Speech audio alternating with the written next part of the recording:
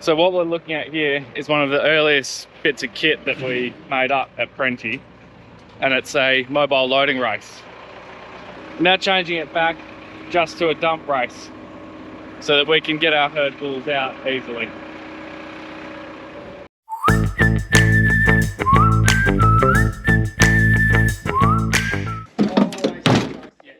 Okay, so we're going to lift it up with the chains, with this like we did yesterday.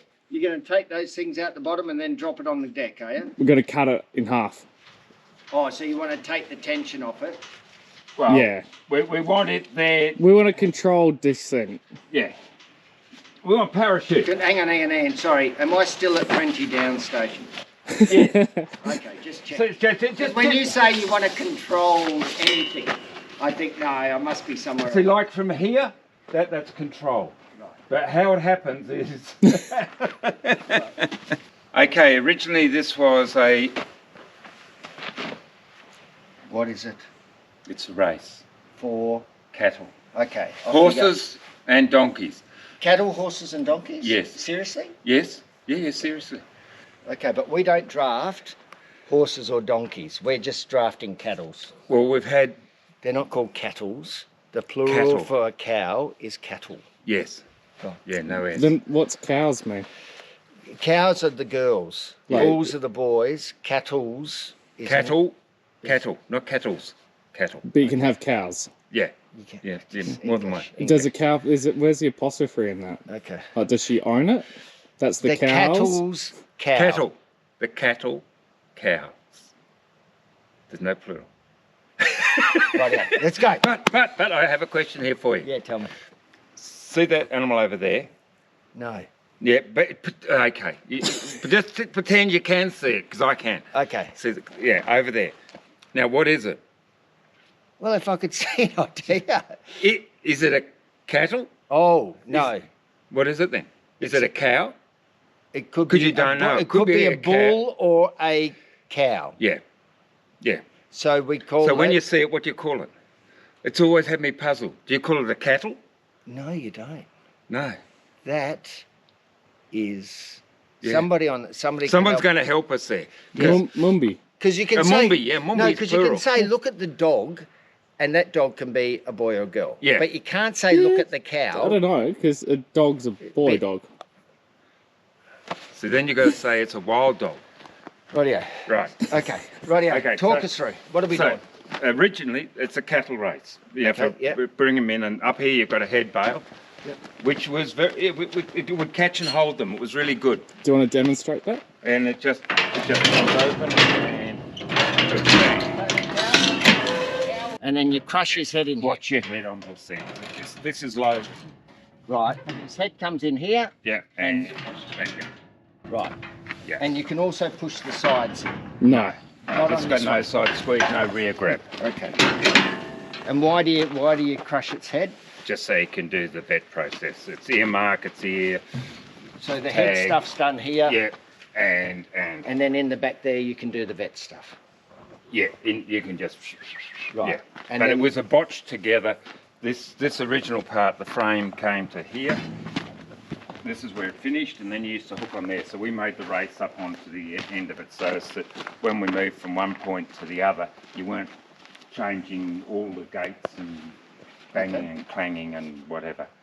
So basically the modified version of this is just going to be for rapid deployment or collection of It's just a loading race.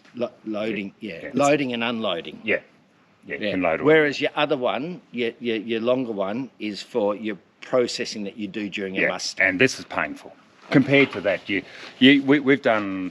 Okay, I think the best day we did with this was 5, and that was a lot of work. The other one takes 17 minutes to set up. This one would take us half an hour.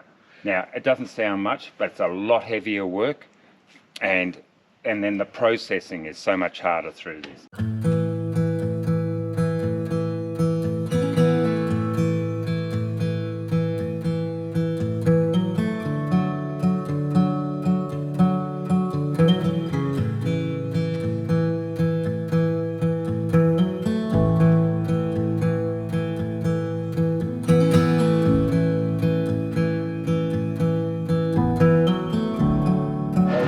Yeah, yeah. Hang on. Eyes and everything. Yep.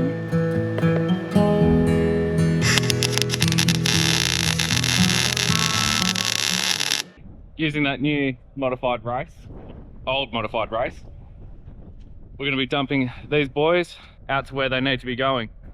Now, they are pretty awesome and they're nice and calm.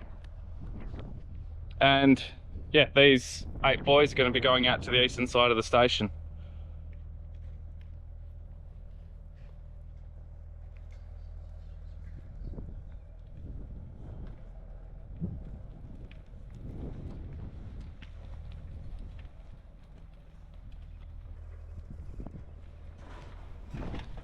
Yeah, you're my fiery boy. Up we go. Yep.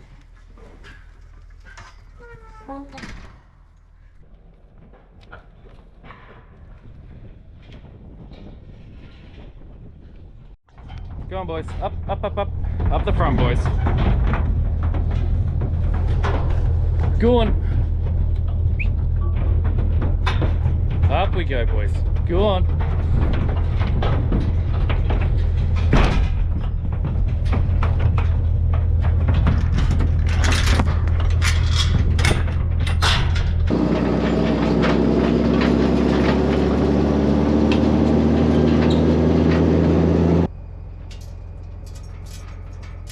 Open up, Jack. Yeah, yeah.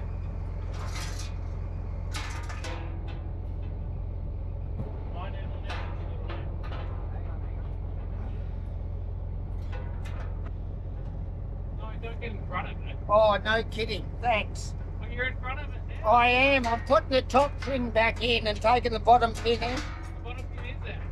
The bottom pin, it's not a... But it's not doing anything. I've already taken the pin out. Yeah.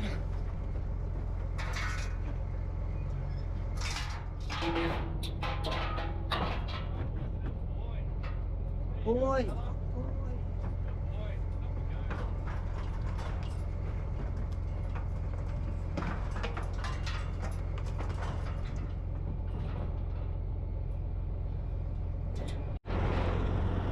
So we've just dropped off the last of the bulls, and on our way home you sort of get those moments where you get to really enjoy the place that we work and live, because down here we've got the Sturt Desert Pea, which it's awesome to have that just sort of growing out and about here on the station, and it's a great opportunity to sort of share it with everyone and sort of show how good of a season and how good it is at the moment up here.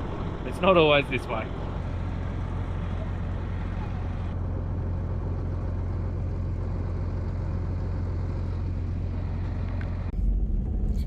Hello everyone.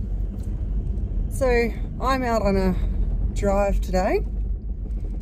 I am letting out the new bulls that Jack and Ant put around the station over the last couple of days. So they've had 24 hours in the yards, and I am driving out to the yards that the boys are in, and I am opening them up and letting them out.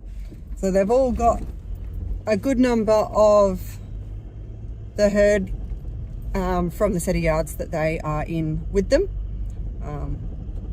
So they're in with some cows, calves, other bulls, all of that sort of business, which is part of the reason that we close up their yards, so that they've got some fellow cattle to get to know and to exit the yards with, so that they are not just all alone. It helps them to learn how to use the self-mustering yards, and they help the other cattle help the bulls to learn to come there for water. I've let them out. They're off with their fellow bovine friends. I have taken a few of the prongs out on the in and out gates just to make sure that it's not too daunting for them when they come back for water. We'll gradually add prongs back in so that they do get the full experience of how they are. But they seem pretty happy. they're pretty content.